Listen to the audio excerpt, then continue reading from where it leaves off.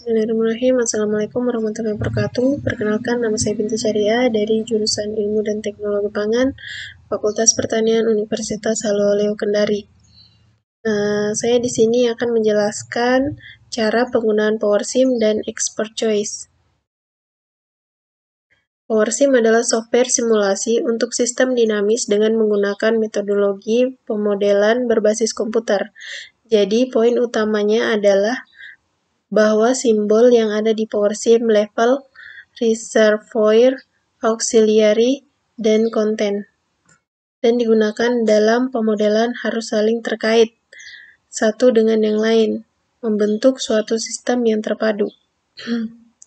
PowerSim hanyalah merupakan alat tool untuk mempermudah simulasi model sistem dinamis. Perlu ditegaskan di sini bahwa penggunaan software PowerSim tidak berarti dengan sendirinya menggunakan metodologi sistem dinamis.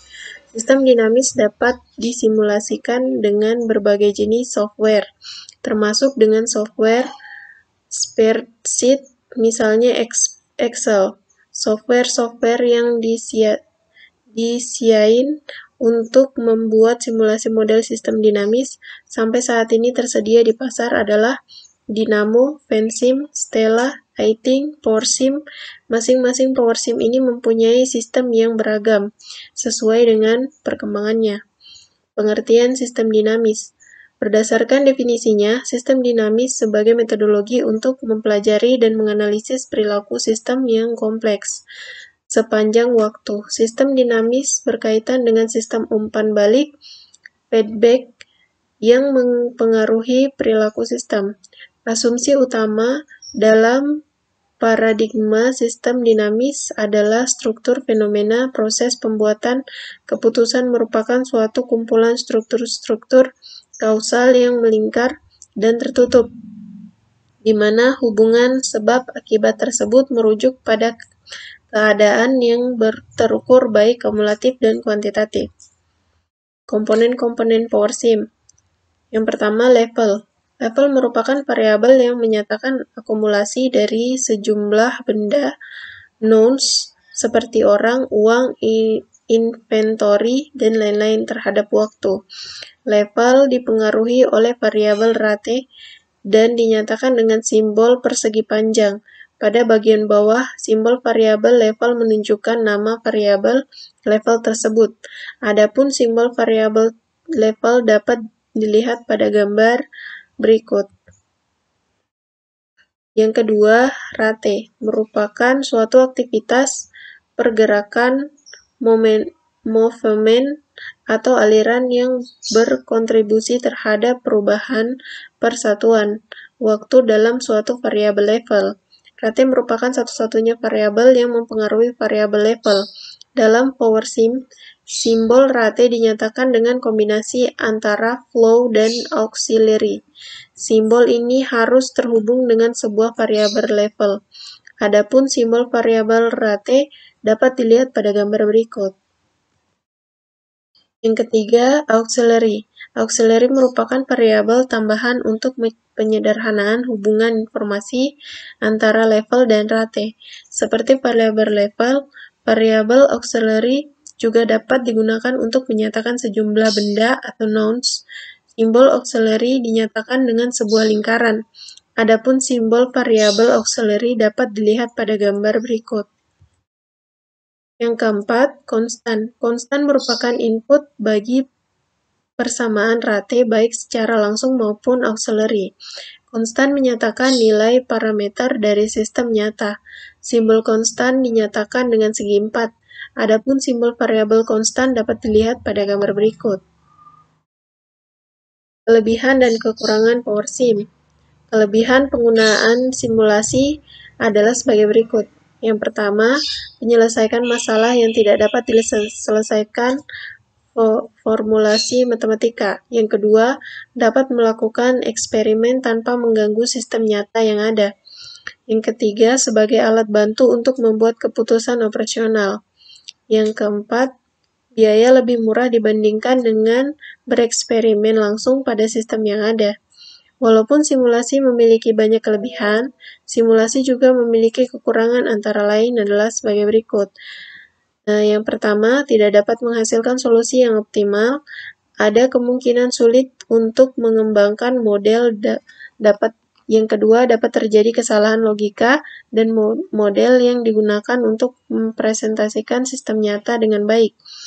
Yang ketiga, dibutuhkan pelajaran software terlebih dahulu bagi pemula, sehingga kemungkinan dapat lebih lama maupun mahal, bergantung pada sumber daya dan jenis software yang digunakan.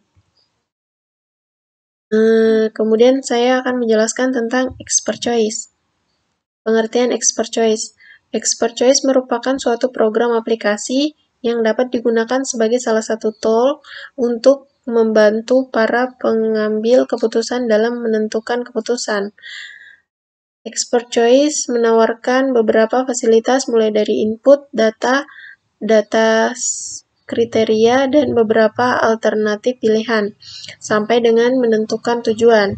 Expert choice mudah dioperasionalkan dengan interface yang sederhana. Kemampuan lain yang disediakan adalah mampu melakukan analisis secara kuantitatif dan kualitatif, sehingga hasilnya rasional. Didukung dengan gambar grafik, dua dimensi membuat expert choice semakin menarik. Expert choice didasarkan pada metode atau proses hierarki analitik hierarki proses atau AHP. Metode expert choice. Metode yang digunakan pada program expert choice adalah hierarki proses atau AHP. Expert choice 11 menyediakan struktur untuk seluruh proses pengambilan keputusan, yaitu yang pertama, sebuah tool yang memfasilitasi kerjasama antara beberapa pihak yang berkepentingan. Yang kedua, analisis pengambil keputusan. Yang ketiga, meningkatkan komunikasi. Yang keempat, memberi keputusan yang lebih cepat. Yang kelima, dokumentasi proses pengambilan keputusan. Yang keenam, sebuah konsensus keputusan. Yang ketujuh, keputusan akhir yang lebih baik dan dapat dibenarkan.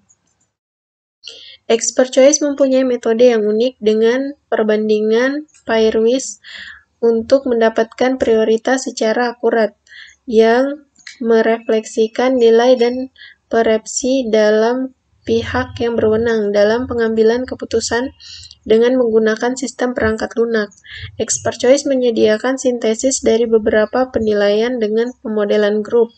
Expert choice juga sangat berguna untuk pemikiran, perhitungan risiko dan masalah ketidakpastian, dan penjabaran distribusi probabilitas.